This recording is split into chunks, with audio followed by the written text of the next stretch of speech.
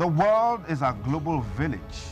And that's because information travels beyond boundaries. And on This Morning on ITV, we guarantee unbiased analysis on topical issues that will educate you, entertain you. So join us. Join us. Join us. Join us. Join us. Join us.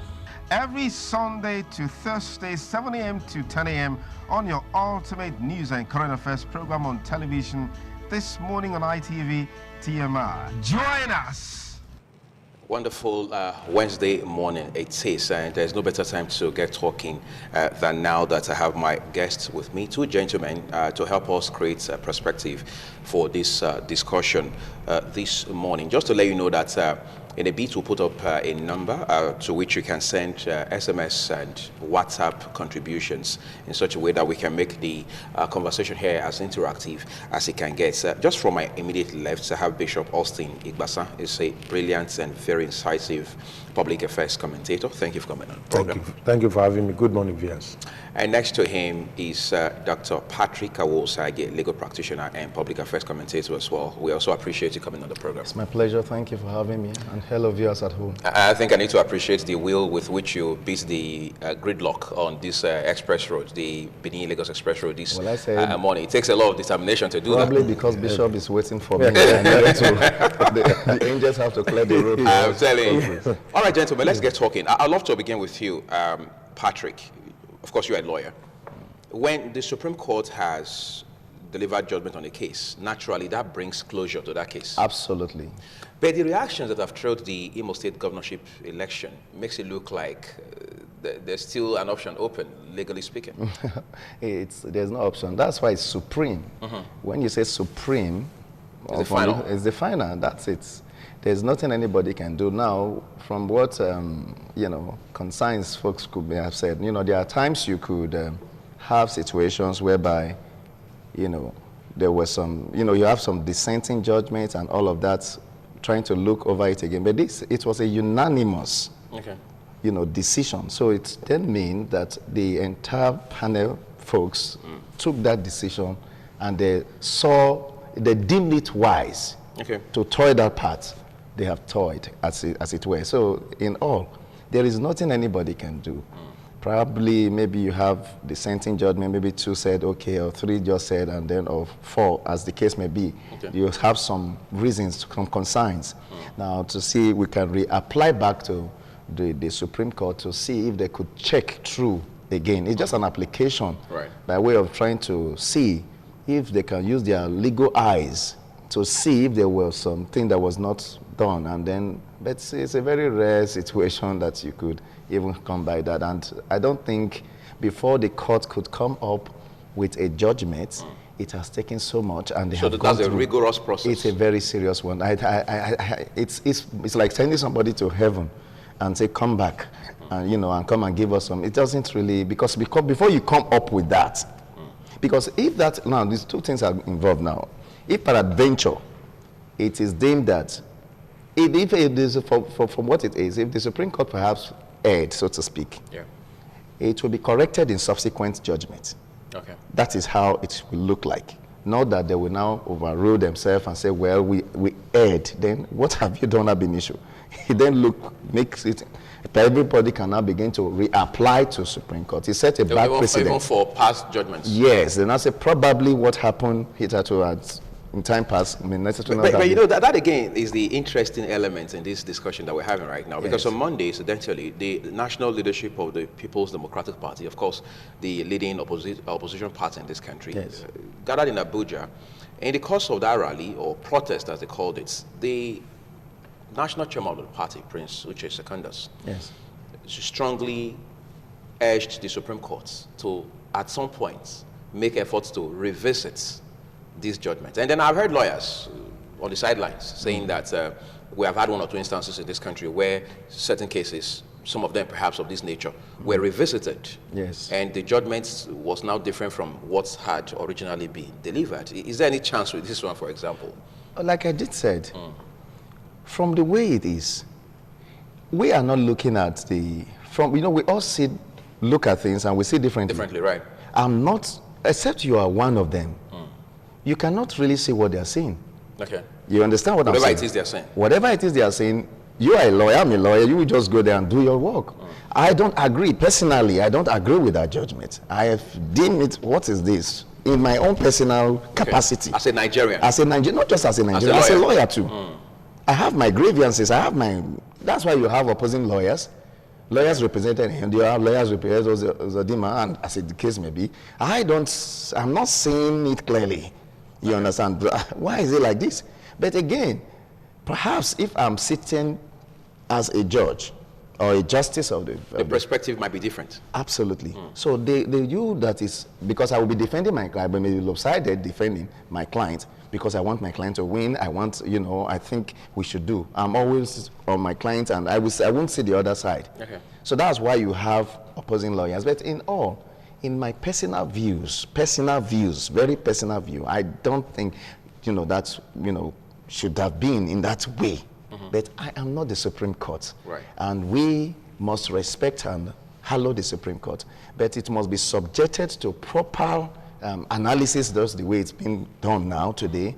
Other lawyers and juries should start looking into it critically, so that if there be any way in the near future, we would now begin to have some, you know, some proper, or maybe, you know, the way I don't want to indict, or I don't want to cast aspersion at the Supreme Court, because I wouldn't do that, because it should be hallowed, because that is, after the Almighty God, we should consider the Supreme Court next to God. But in all, we are not, you know, really, not we, let me not say we now, I am still trying to understand what happened. You're speaking for yourself. I'm speaking for myself. Let's talk politics now a bit deeper, Bishop Igbasa. You look at the whole scenario right now. A lot of persons, just like it is after every election in this country, especially general election, we push the entire blame. I mean, we situate the blame squarely on the shoulders of INEC. It has been like that since 1999.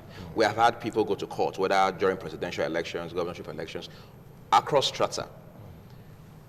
Some people say, well, we should just be comfortable with this, at least for now. That is something that must happen, because the process, the electoral process, that is still evolving. And then others are saying we should have come of age already after at least 2 straight decades of uninterrupted practice, or experimenting, as some people say, of democracy. Are we where we should be? Of course, we are not where we should be. And I think that there is no development that can come as far as our electoral system is concerned without the inputs of the leadership or the politician. Okay. And you see, if politicians are selfish about themselves, it will be difficult for them to do something that will strengthen our electoral system. So it is only when we have a selfless leader who is ready to be a lamb of every decision that will be taken that will put this country on the right path. No, I can be a leader and decided to say, oh, if I decide to do this thing, our electoral system will be clear.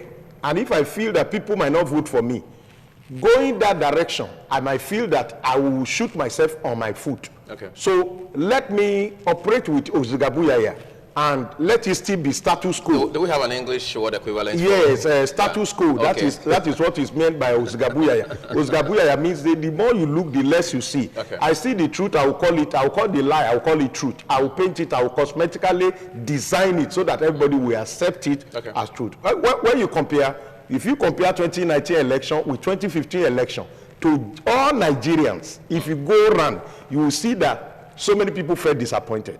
Because it's like we have gone back far beyond 1979 with what we saw in 2019. And not only 2019 alone, other subsequent elections that follow the general election, you can look at it prospectively and look at that we have not made progress. That if we have followed the same pattern, where we have card reader in 2015, and we are supposed to send our election electronically, and all money was made available for it, budget was made for it, the National Assembly did their best, but it was not assented to. So definitely when it was not assented to, all those money given to INEC to buy those equipment to transmit, where does those money go to? Where are those equipment? That people today will say we don't have server. So, and these are things that are done. You see that when we do election now, even a by-election, if we are doing a by-election here now, we'll close Oluku. Those who are coming from Lagos are going to East, cannot go to East because we are doing an election around Unibe here. The economy is brought to standstill, and that's an Old Testament way of doing things. So until another time, when you are doing election, people go about their normal duty because it is electronics. So I felt that our politicians wanted it like that so that it can satisfy their desire.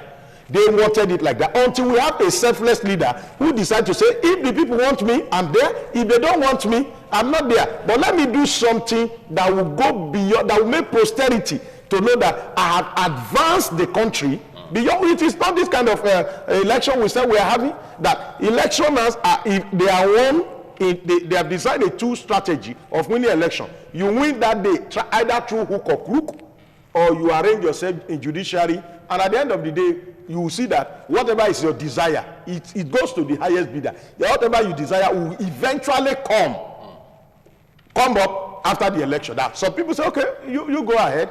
If I'm not able to get it on election, in as much I know the powers that be, I can become a governor or become a chairman of a local government through the court. And eventually when the court lay it to rest, there's nothing you can do.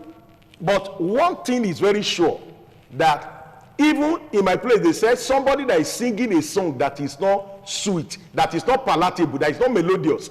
If you are singing a song, either you are leading a praises and worship in church, and it's not sweet, people are not carried along. You yourself that you are singing, it's only if you want to deceive yourself. Your ear will be telling you, say, this song is not sweet, it's not melodious. You can be pretending to people. That's the situation we find ourselves in Nigeria. We are the people who tell you, oh, this election of 2019 is the best. We have advanced further. But even in their conscience, those who are saying it, who benefited from it, knew that what they are saying is a lie from the pit of hell. And you see, the pain is that if our electoral system is not strategized and sanitized, we are pushing the people or pushing our nation to a level of anarchy. Because the reason is that when people cast their vote, and they know that their vote will not count, and they know that whatever they do on election day will end up in the front of judges, and whatever they decide will be the end of it. When people get to that level, you will see that it will result to anarchy, because they knew that when people lost their confidence in the court and say, oh, whatever we do today, somebody will sit down somewhere and just give a judgment. That is all. If you look at the case we are talking about now, put Osun State case side by side. Imo. I put it side by side with Imo.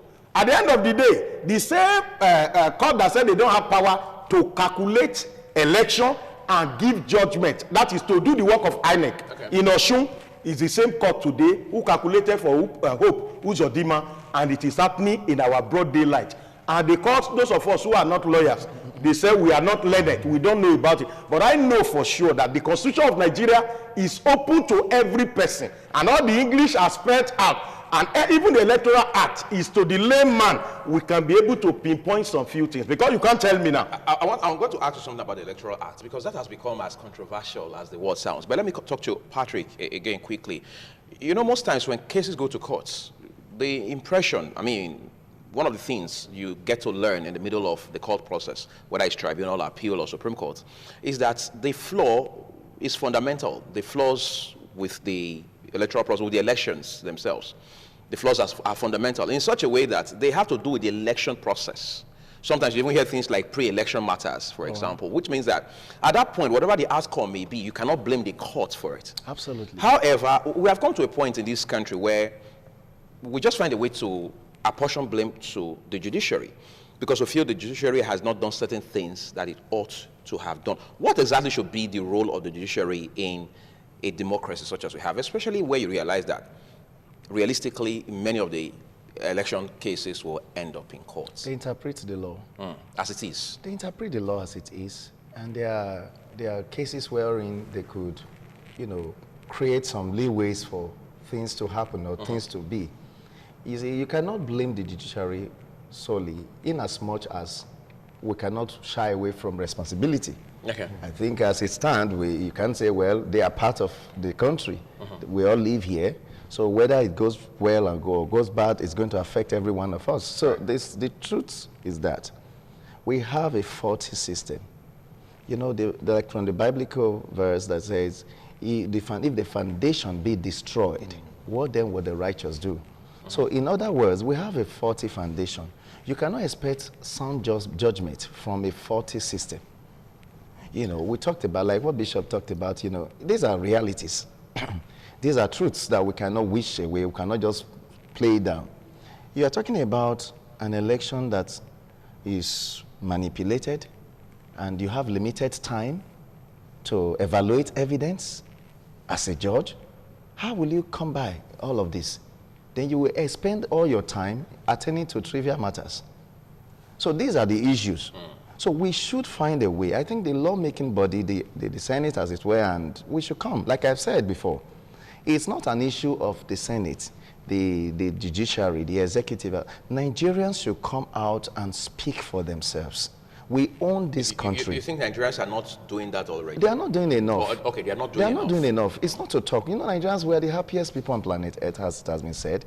So we just go to sleep. I remember, you know, when the Islamic Brotherhood in Egypt, they wanted us in Mubarak and all of. You saw the way the Muslim Brotherhood. Yes, when they came all out. You know, this is our own. That spirit was coming when we had the Save Nigerian group.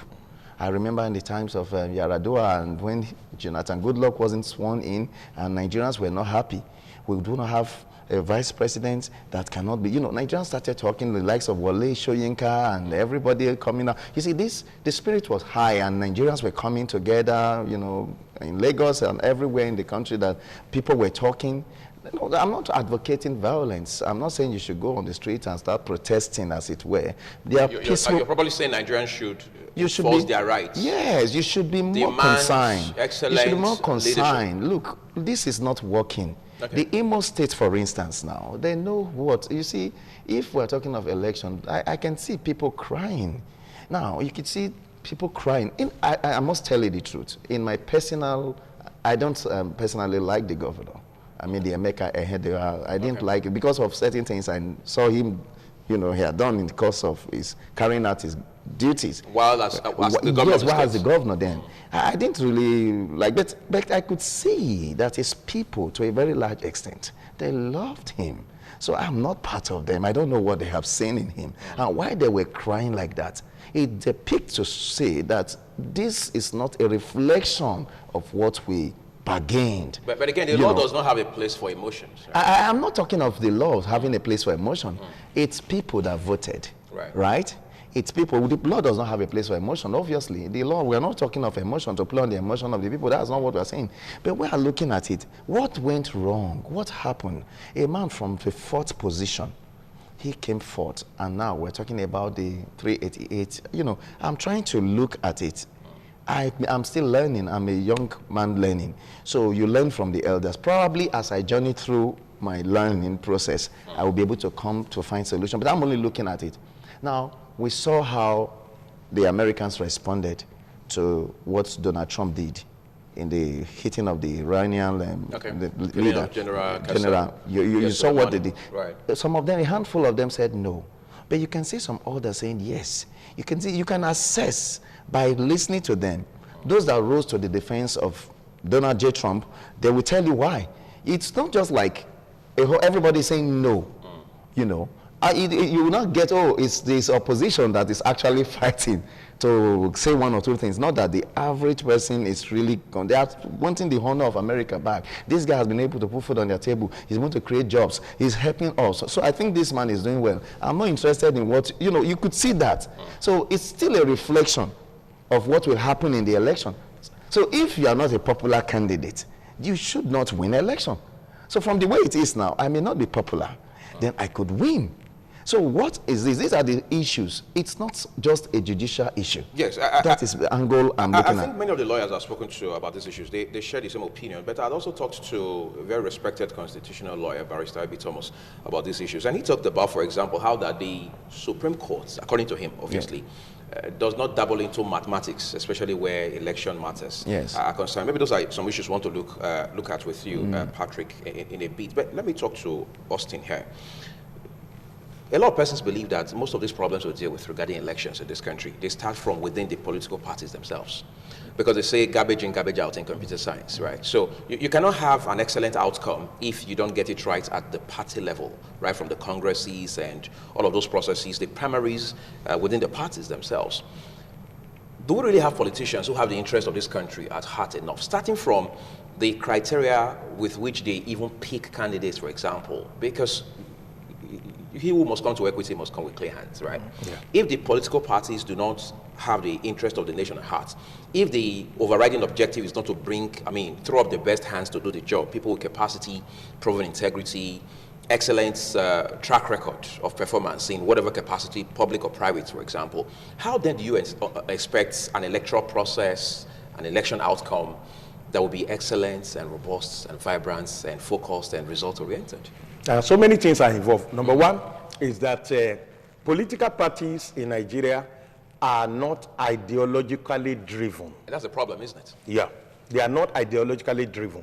You can see even in, I told people as soon as the judgment came that you will see people jumping ship from the House of Assembly. Everybody now, I said you don't get a trusted person.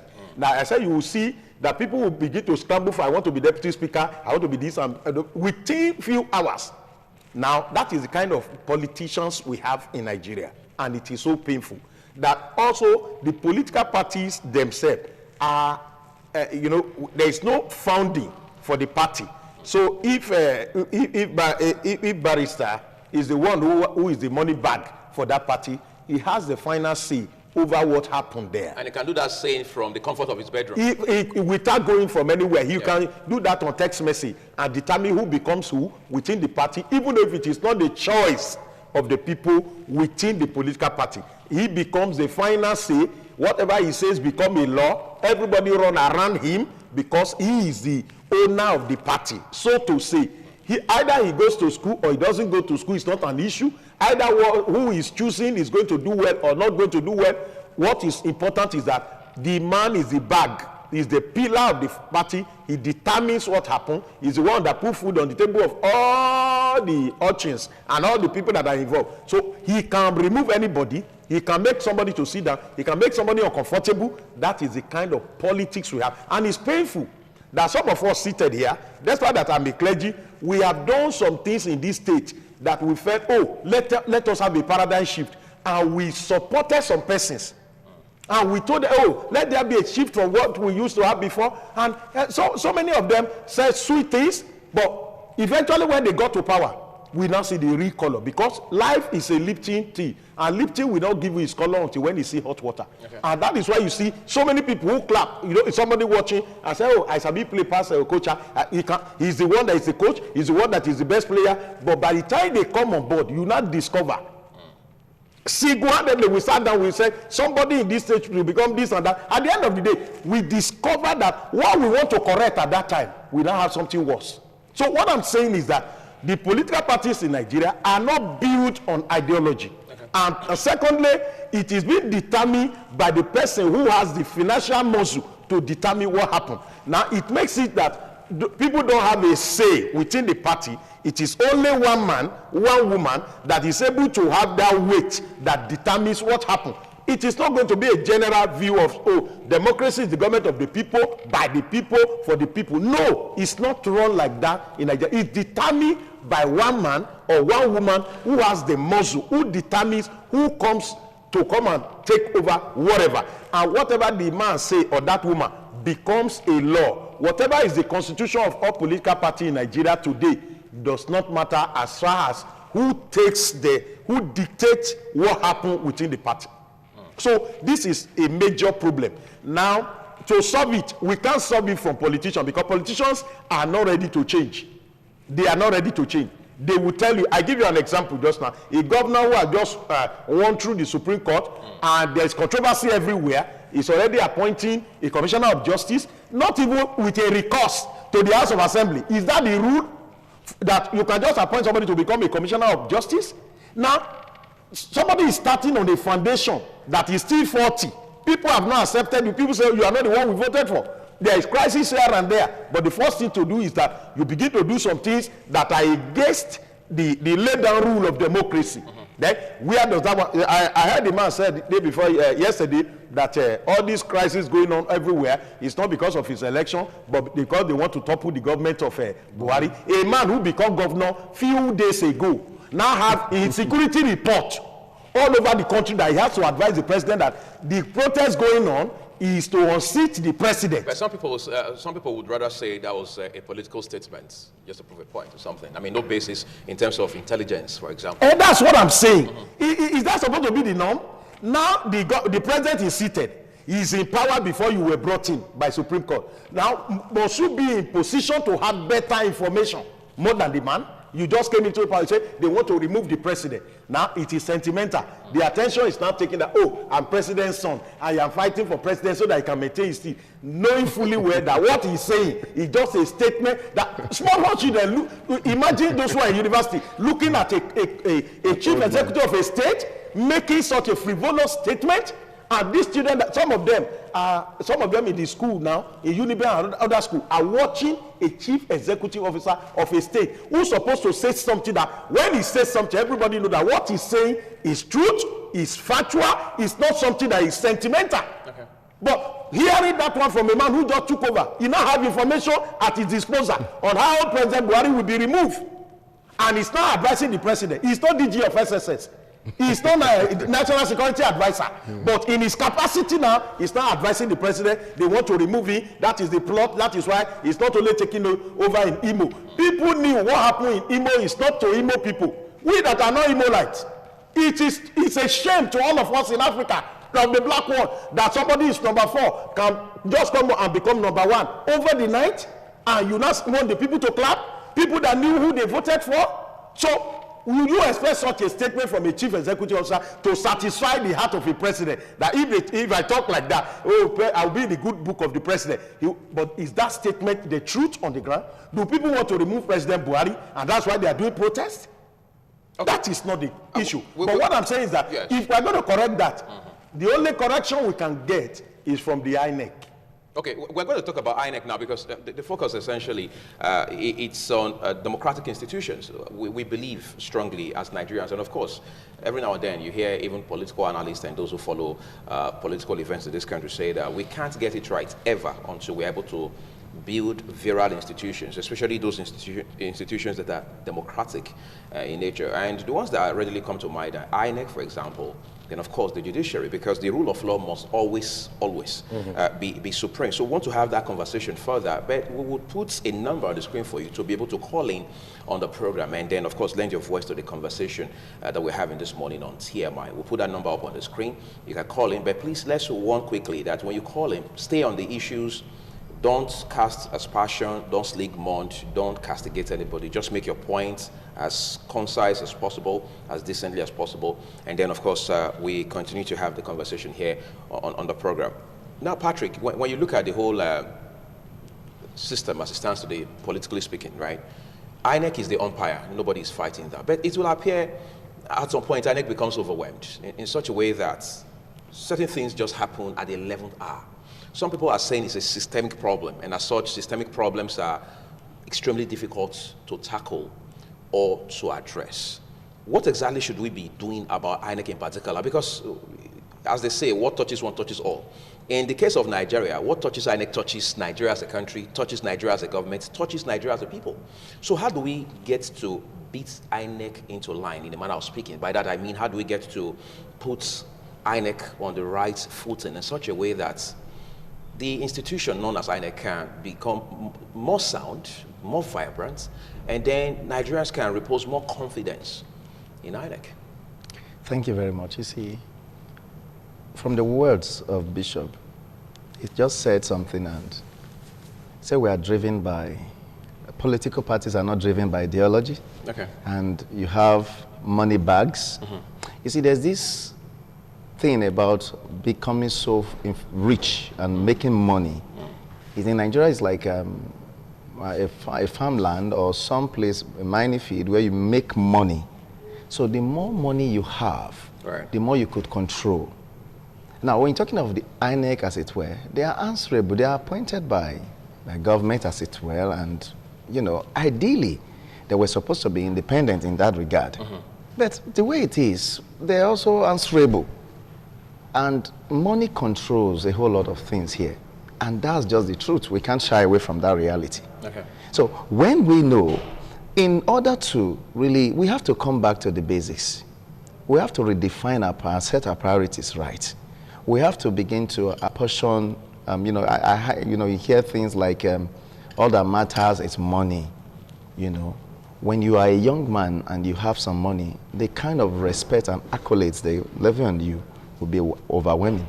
Wow, they respect you and call you mega chair, whatever. And the old men with gray hair could even kneel down to greet you. You saw the other day in plane, I want to bring that in, when Wole Soyinka sat and a young man said, no, I won't get up for him. I paid, he should stay where he should stay and all of that. But that's a Nigerian that we say we're Africans and we should have value for respect for elders, as it were.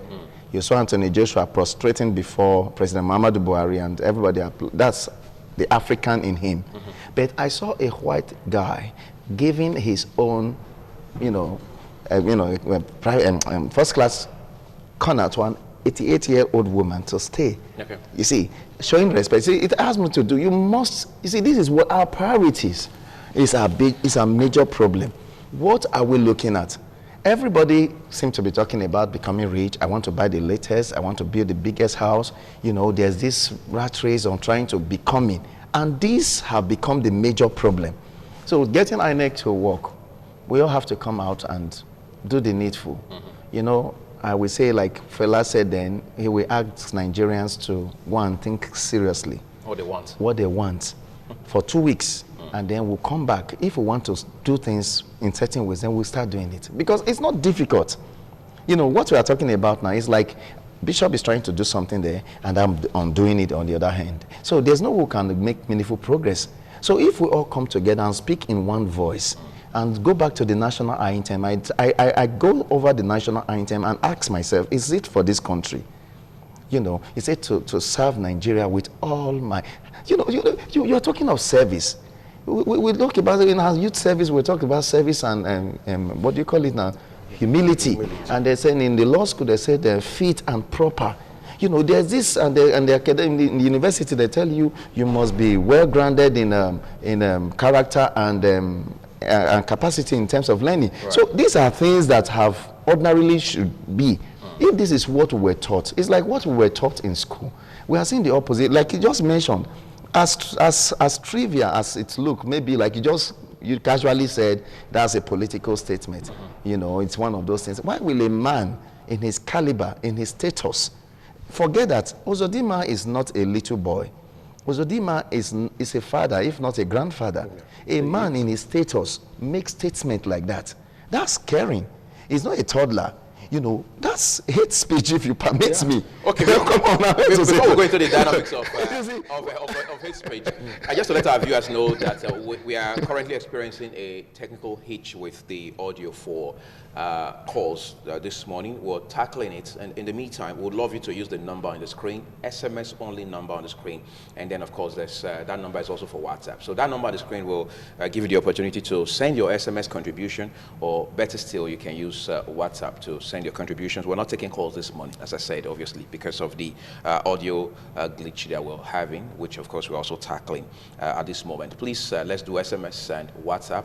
The whole idea is to allow you to lend your voice to the conversation that we're having on the program. We're going to talk about all of these, how leaders carry themselves in this country and how that affects governance in itself. Because speaking of governance, Austin, you realize that most times it will appear there's a tilt, there's a bias in favor of politics, elections, as against governance.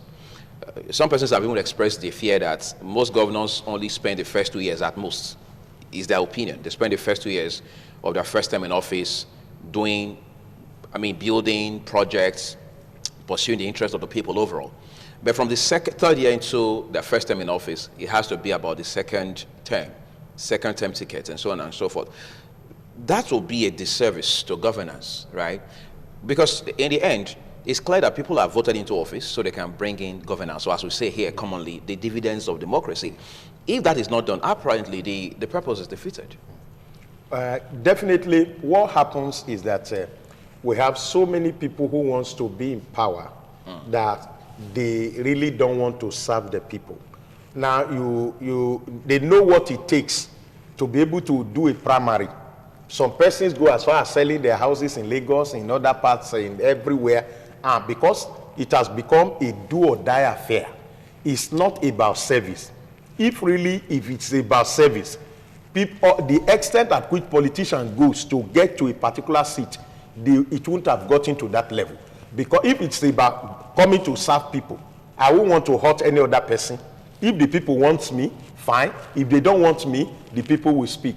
But we have gotten to a level where, as far as our democracy is concerned today, that the people really did not have a voice.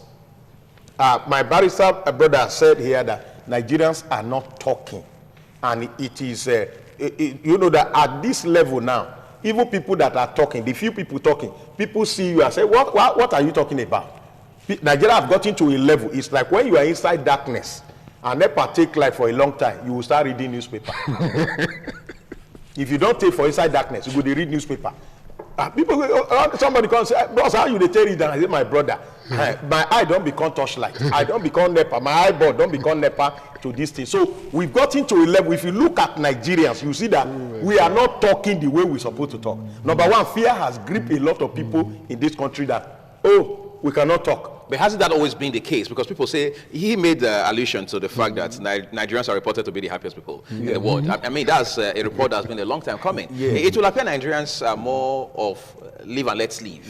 Let's not rock the boat. That is we have gotten so the complacency at this level is worse. It can at the level we are going cannot help us. You see, a lot of people borrow money from Lapo to do Christmas.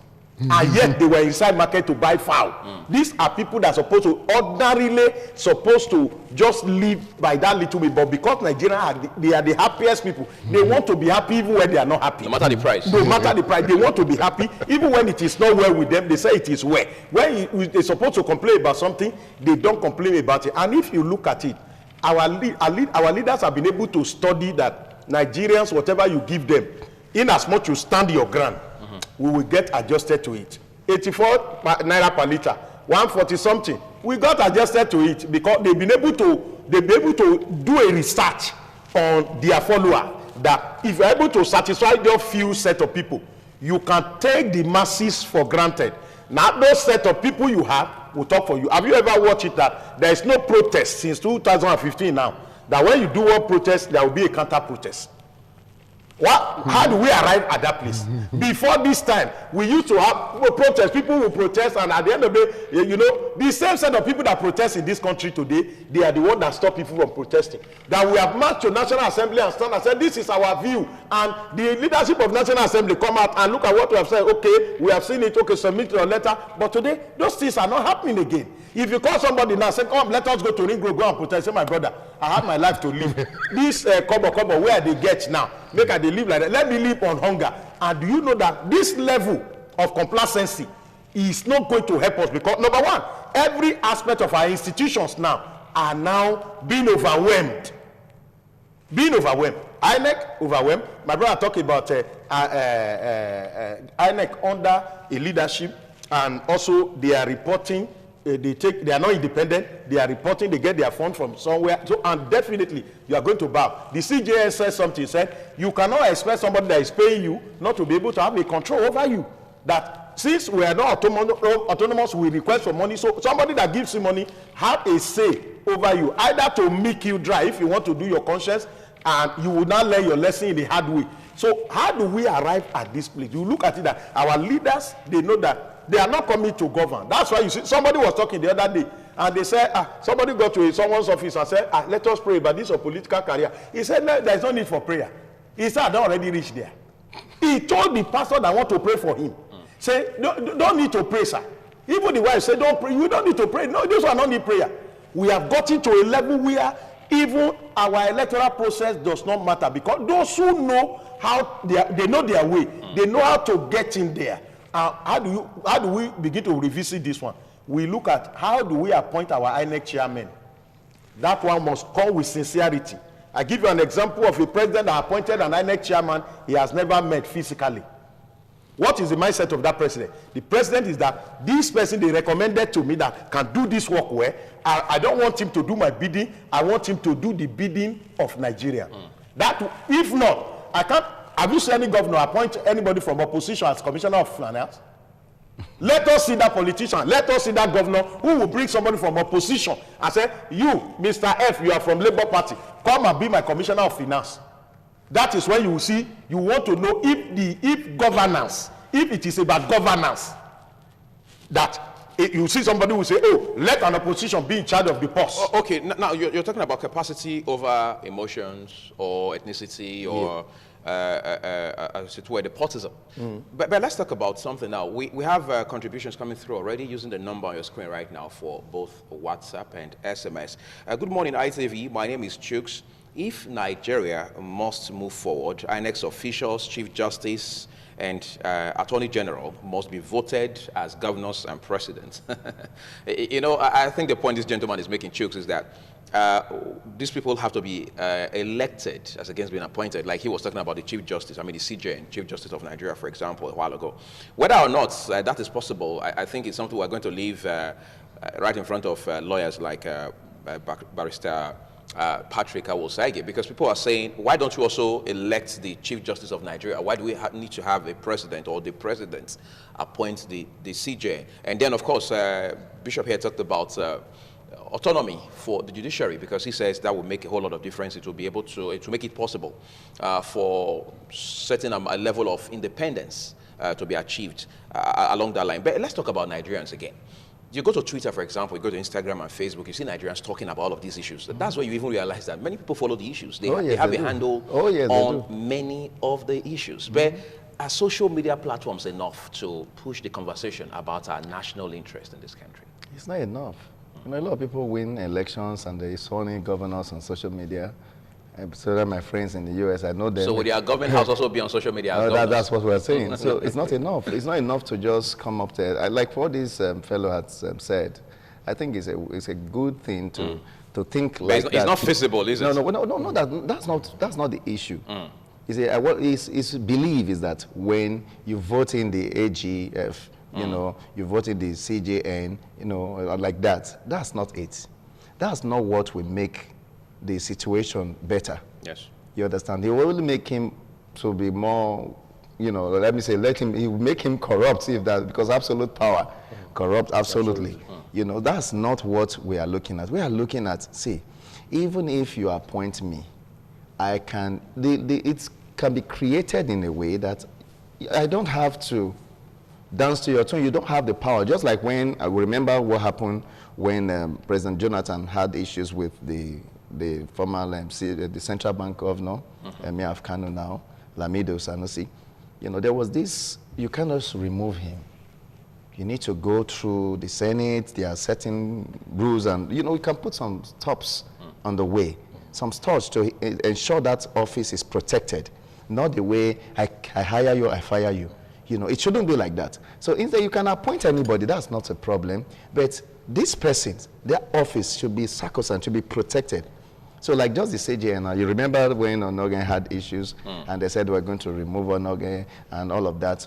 It was not just the way, despite the fact that we frowned at the way and manner he was, which was removed. Okay. You know, they were certain you needed to report, you needed to go here, just all of that. So it wasn't just easy. It's that the appointment is not as easy, or rather the removal is not as easy as they think it should be. So that's, or it is. The way it is now is that when you, as a person, you have been appointed into office, don't look at who has appointed you. If you are a Nigerian, you know, you have responsibility, you have things to do, you know, must discharge your office, like your duties in that office. I don't subscribe to the idea of maybe, somebody who have studied so well and is appointed, he say, well, he's now just acting out something. No, you should. then you lack self-will and you lack then again, you hear people argue, I mean, contrary to your position now, that he who pays the piper dictates the tune. In fact, he tells him what music to play. Somebody even jokingly said he's the one who is going to put MP3 songs on the flash drive and give to you, give you a playlist. Exactly. That's a joke. But what it says is that most times there's a tilt. That's what you're saying. Somebody's appointed as a minister, for example, he should serve Nigerians. Not the person who has appointed them. That's the point you're making. But that's the ideal, isn't it? No, wait a minute. What I'm trying to say is this. It's because you lack morals. You don't have values. Okay. So personal conviction. Yeah, that's what it is. Like I just said, if you are contented with what you have, right, and you are not scrambling, like I have never prayed to be anything. I don't want to be. I'm okay with the way I am. So I wish everybody was like me, that you are not ambitious. I'm not aspiring for anything. If you call me, I remember when I was in the Polytechnic as a student, and they said you should go and represent us in student. I said, what was that? I'm not going. Eventually, they said you are the one we want to go. I was in the university, and when they are saying they said there's what they call take-off grants, that you should go and collect from the union, and I didn't see that as the reason for my involvement. Okay. So I have always learned, I have been trained and tutored to work with my hands. Okay. So basically, hold on, I want to correct something. Okay. We should not just look at it as we must serve. If you are in and they don't want you there, you get out. And then if everybody is getting out, affair. Yes, it's not a do or die affair. So your life goes on, and that doesn't stop you from progressing. Because we believe that, oh, he has taken food away from my mouth. It's not correct. For instance, there are lawyers that have never been elected into any offices. Like Wole Ola-Onikwe, he has been doing his legal practice. He has not been, I don't know if he has contested the election at any time. You know, but he's doing so well. So you can be so, how many offices, how many elections have Dangote contested, or Femi Otedola and others that are doing that? So I don't think it's all about you as a person. You should have some moral decency to say no. And that is where we are. Obviously, you're canvassing for honor. I mean, where situation demands. Obviously. Resign honorably. Where the pressure is too much, for example. Doesn't make any sense. We have contributions pouring in now via text message. Good morning, sir. I really want to thank the analysts in the studio. They are very precise. In my own opinion, the judgment given in Imo State should be revisited, or the chairman of INEC should resign to send a message to the jurist. This is from Chinedu AK in NIFO. Thank you, Chinedu. I think almost every other election cycle, we find people who say INEC chairman should be removed. Then again, the argument of whether or not that will solve the problem is also right there in front of us. From Charles at Erunse in Benin City, I believe it is time INEC started electronic voting. This will reduce or eliminate judgments that will be received with mixed feeling. Automating the electoral process, some people say it's not rocket science. But then again, you hear people say it's going to be very cumbersome in terms of the facilities that have to be put in place, the amount of time it will require to do it. But then again, you're asking yourself, the countries that have done it, aside the US, for example, aside the United Kingdom, I mean, they are in this world with us. They are in these contemporary times with us. They could pull it off. Why is it not also possible for Nigeria to do that? Good morning. This is Francis. You say doing the right thing involves adopting the principle of zoning. You say it can be implicated here, and that should prove our judiciary is on track. Well, that was really not articulate enough for us to be able to get exactly what points you were making. Maybe you want to take a second look at your contribution and push it back to us. Nigerian politicians are fraudulent. That is why the judiciary itself does not have the clarity to say the truth.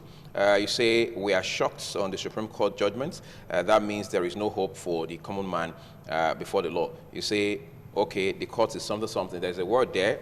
I think that was a typo, like a typographical error. But the point you're making is that, I mean, according to you, that Nigerian politicians are fraudulent. That's a sweeping statement, by the way, because we have politicians in this country who still have honor, who have integrity. I'm very sure there are corrupt politicians everywhere in the world. So we can make a sweeping statement about politicians in this country.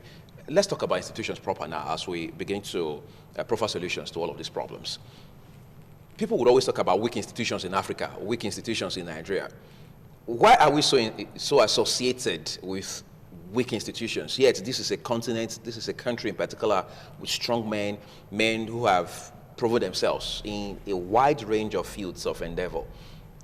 Can't we bring all of these resources to build our institutions, whether public or private? It has to do with, all what we're talking about has to do with leadership. You remember there was a time in this country that mobile police were more trained than Nigerian army.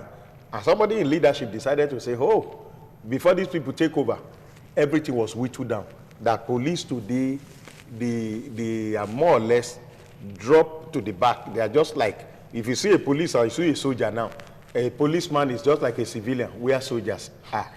It's just, that's just it. You can say a soldier man just slap police, say thank you sir, thank you sir. If you didn't say thank you. But they are not in competition, are they? No, the competition is very high. It's very high. You say they are not in competition. Is it not competition that make that leader at that time to be able to bring police down? That today, the way police were going, we will have not need soldier for internal security. Absolutely. Completely. It was the mindset of that. Oh, let us do. It's about leadership. It is our leadership that weaken institution. It is that leadership that weaken institution. You remember when we talk about every aspect of our leadership. You see, every leader want to come with his mindset. I tell you just now, we talk about judiciary. Why is it that judiciary today, everybody is panicking? Because the Gestapo arrest of Supreme Court judges and the other ones that happened at that time sent a very, very strong signal to some judges who felt that, me, skeleton, day my life. Is there anybody in this world that doesn't have skeleton? Everybody have yesterday. So there is no human being in this country today that will say, I don't have yesterday. But like our leaders, some of them paint themselves as if they don't have yesterday. They now use the yesterday of other people who are under them to humiliate them and make them to do their bidding. So the way judges were arrested the other time, is it supposed to be like that? Those things were done to weaken judiciary. Because even though if you have not got it to me, when you arrest somebody, it's number 3 to me, and me, I'm number 7. I know in my place there's a parable that the death that kill your colleague is giving you a sign. It's giving you parable. Say you are the next person. So many judges have to run and say, it never reached my turn. Doesn't that sound scary? No. What happened in our broad daylight to judges? Okay. When I was growing up, we see judges as second God. We respect them. We see them, we study that temple of justice. But somebody come and lay hand on them, and it's for a reason. And that will weaken the institution till today. Because those whom they have not got into, they are already looking at, they say, hey, my child that is in US, that I sent to university, how did I get money to pay? What are the transfer I have done? Because they knew that the first thing is that EFCC come after you.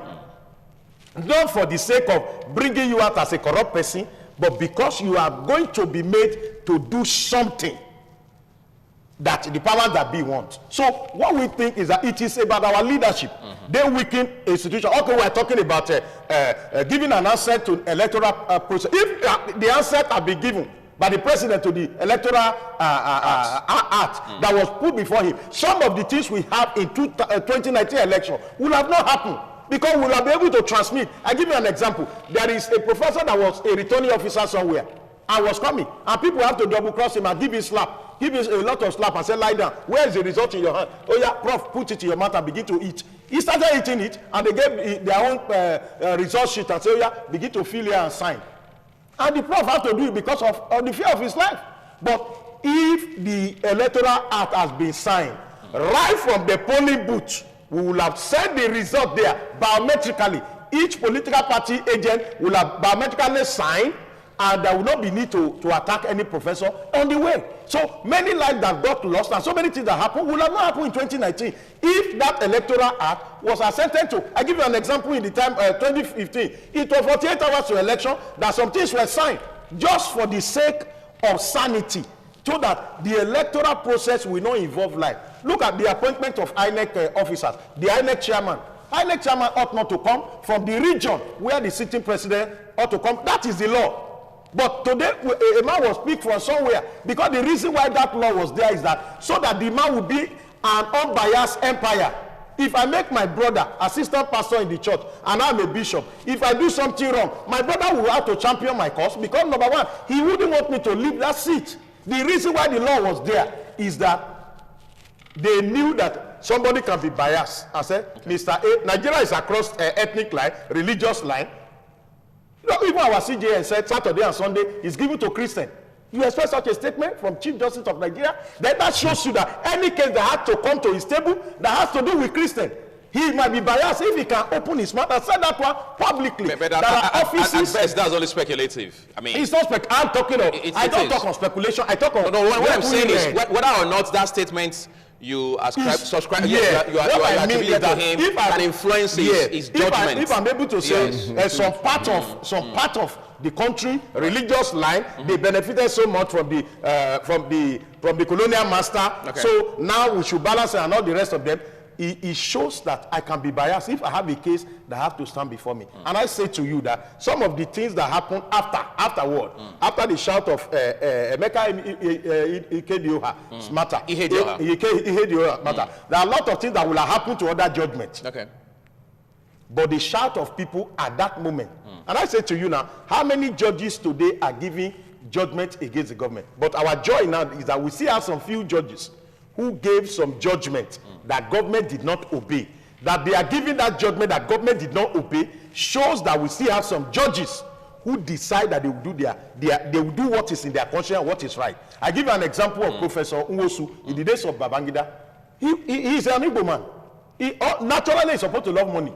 He's supposed to say no, but the man stood his ground. He went ahead and made the announcement of the election. Today we are celebrating that man, even at his old age. Let other Nigerians look at it that if one man appoint me to be commissioner, if a governor make me a commissioner, let me do what I think it is right.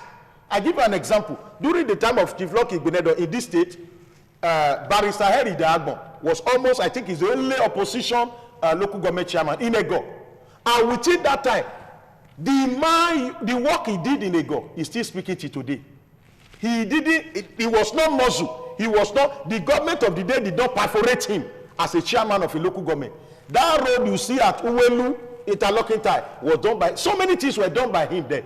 And even when they want to give the best local government, he would have gotten the first man, but they give it to Chief Lucky James then, because they felt that if we give this guy, it is going to be an indictment. He's the only chairman way that is opposition. To give him this position might be that we have already shot ourselves, but at least they gave him number 2. What I'm saying is that despite that he was from minority, he did his best under that atmosphere. So what I'm saying is that people in leadership should know that let us not be going, you see, somebody become a governor now. Commissioner of police is running after anybody that is an enemy of the governor.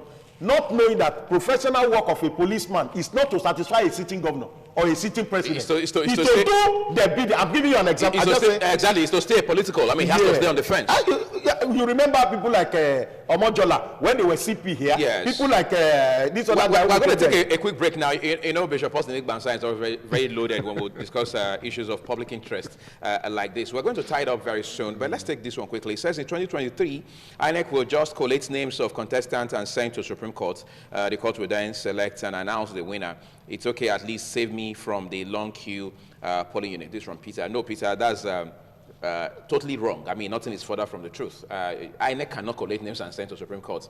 All right, it's not a stroll between your bedroom and your kitchen, for example. So that doesn't work. It's total daydreaming. To think that will work or will ever work, at least not in 2023. We're very sure of that, all right? So we're going to take a quick break now. We'll come back. Bishop Austin Igbansa and Dr. Patrick Awosage will help us wrap it up here. Stay with me.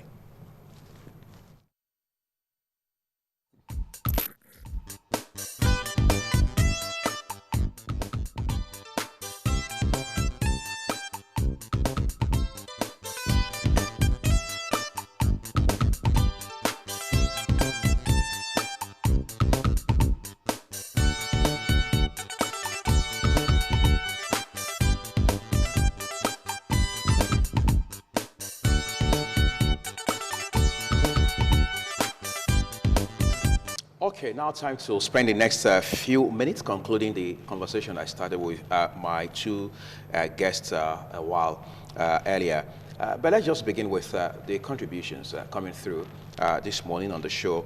For me, the fight against, okay, you're talking about health issues. You're talking about fight against HIV and tuberculosis. Well, you can join us this also. We're here on Monday at 2:30 p.m. West Africa time.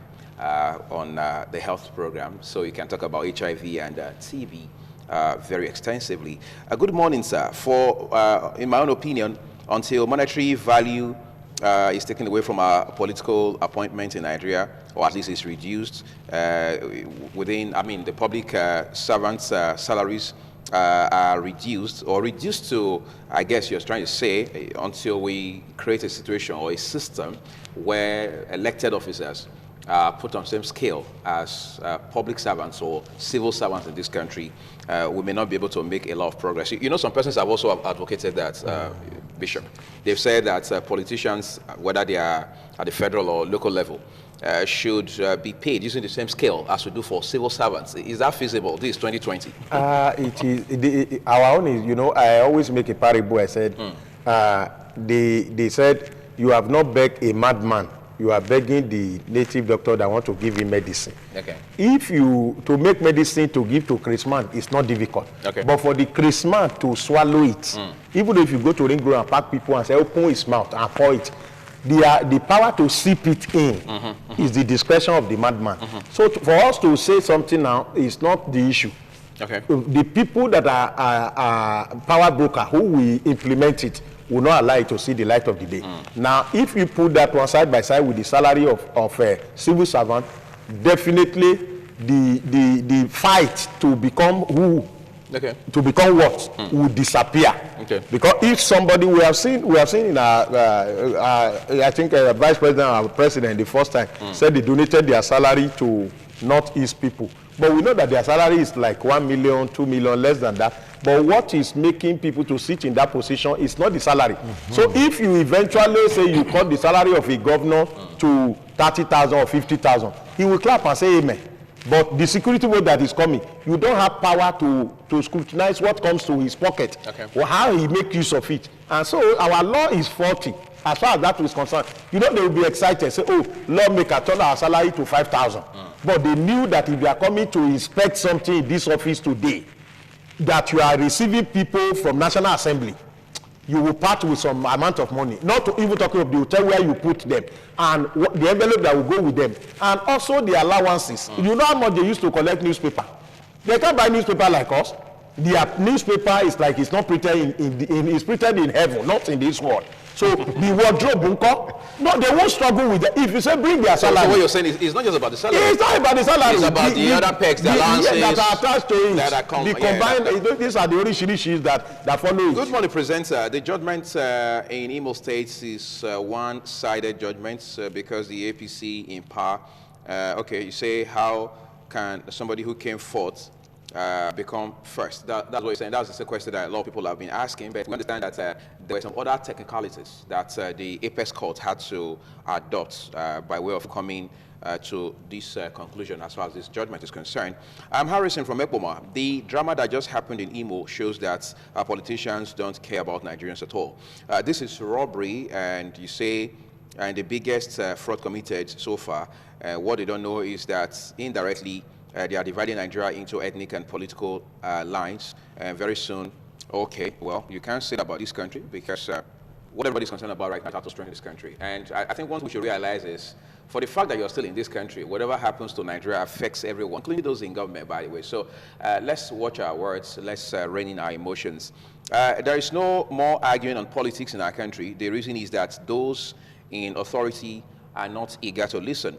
Osun State's case is likened to that of Imo State. But why is the case varied? You said the court refused to count the votes in Osun State, but counted votes in Imo to tilt judgment. This is Young from Ekpoma. I thank you guys for those of us who have sent in our contributions so far. Just before we wrap up here on TMI this morning, let me talk to Dr. Awosage. As it stands today, Nigerians will continue to go to the polls. Nigerians will continue to elect leaders on all levels. But there's work to be done for the system to be encouraging, for people to look forward, to want to go cast their votes. I know, for example, of a lady who 3 years ago returned from a country in Southern Africa and was talking about one of those countries she has visited during that trip. I remember she mentioned Namibia, for instance, how that her host had a child who was 17 plus, as we say. She was heading towards 18. She was excited, not over her 18th birthday. But because she knew once she turns 18, she can become eligible to vote. It got her excited, a teenage girl. How do we get our system to that level where my children will look forward to casting their votes? Thank you very much. A young lady, I happen to be the lawyer of a particular company, and each time they want to employ staffs, they bring them to me to interview them and scrutinize and know whether they are fit to work. I actually asked her, she's 26 years old, I asked her to come with her means of identification, and she said she doesn't have. And I was wondering, what do you mean you don't have? You don't have national identity card? She said no. You don't have voter's card? She said no. You don't have a driver. I don't expect you to have a driver's license or an international passport. And I said, no, it doesn't cost you anything. Go somewhere and just get the national identity card and... At least there's a temporary one. Yes, the temporary one we do. Do you know when she came to me and I saw her, and then she thanked me profusely for actually, that if not for me, she would not have done this. Then I asked her, but said she doesn't have. So you mean you've not been voting? Oh yes, she said she has not. You understand? The simple truth, or the fact is, how the ones that have, I remember a whole lot of folks said after the 2019 election said, oh, I thought my PVC was to change or install leaders. I now know it's only good for bank transactions. You know, people started making such comments. And that's misplaced priorities. Yes. No, they said that's what it is now. When you can but, say... But that was not what it was primarily intended for. That was not the purpose. Now, from what they have seen, I cast my vote, and at the end of the day, it turned out the other way. You know, the Electoral Act become a clog. The touts and talks fighting, burning of votes and ballots. What's it? Where's the essence? Where is security? So it didn't mean the purpose has been defeated. So that's why we have these issues of people not really looking forward to wanting to vote, as it were. Who is really talking about voting? Or who will be the next leader? They know who.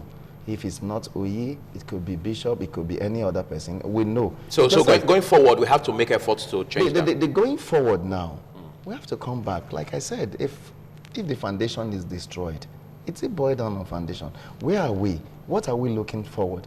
We're talking about the ideological, no ideology. We're just looking at, let's make money and then control. Everybody wants to control. Somebody wants to be chairman. Somebody wants to be the big boss. So you want to make more money. So we're in the race of making more money. So would you say what we need right now is leadership, as Bishop had said a while ago? Obviously, we need a leader who can inspire. Leadership is not all about talking around. It's about inspiring the people. Inspire them so that they will now, if somebody says something, look, because of what my dad told me, I cannot engage in this. You see, because... So that's exemplary leadership. Absolutely. So if you say, I'm a leader, and the leader is talking back and forth, it doesn't make sense. So this is what I think it's all about incidentally, leadership. that's what we're going to hang it this morning. I'm very sure it's a very wonderful place to end this discussion, at least in the time being on TMI. I want to thank you especially for watching, but I also want to say a big thank you to my guest here, Bishop Austin Igbasan, as well as Dr. Patrick Awosage. Thank you, gentlemen. We hope you enjoy the rest of your day. Thank you very much. Please do remember that the views of our guests on our programs, including TMI, are their respective opinions. I'm Uyag Mofwegwe. Enjoy the rest of your morning.